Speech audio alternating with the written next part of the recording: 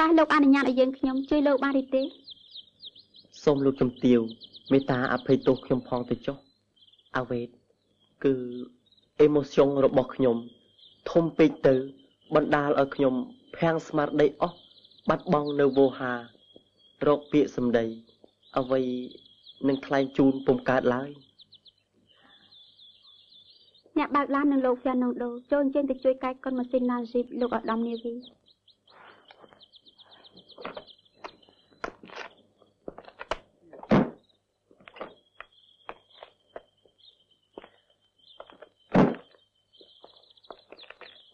មិនដឹងខ້ອຍអីហ្នឹង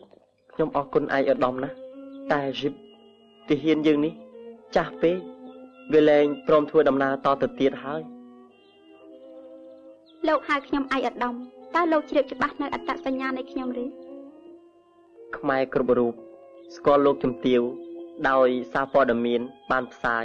នៅជីវប្រវត្តិនិងរូបភាពដ៏ល្អស្រស់អស្ចារ្យនៃឯកឧត្តមមួយសប្តាហ៍មុនរួចស្រេចទៅហើយអស់ផ្លូវហើយមិនសិនឡើងខ្លួននោះខ្ញុំទៅហើយសូមប្រងម្ចាស់អត់ទោសទូបង្គំឡានរបស់ទ្រង់វាខ្សុយកែមកើតទេដោយខ្ញុំបានជម្រាបលោកជំទាវដូច្នេះដែរសូមអរគុណហើយលោកខ្ញុំសូមព្រះអង្គម្ចាស់ស្ដេចយើងឡើងគង់ឡានយើងខ្ញុំ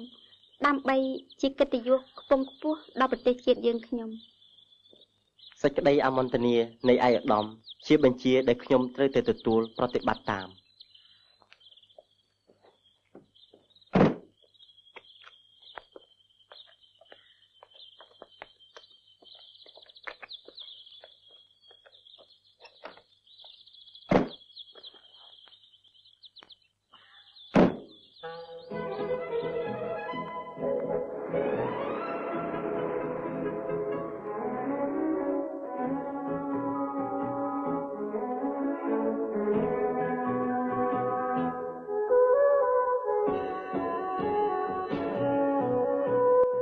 ខ្ញុំដានរីនរោត្តម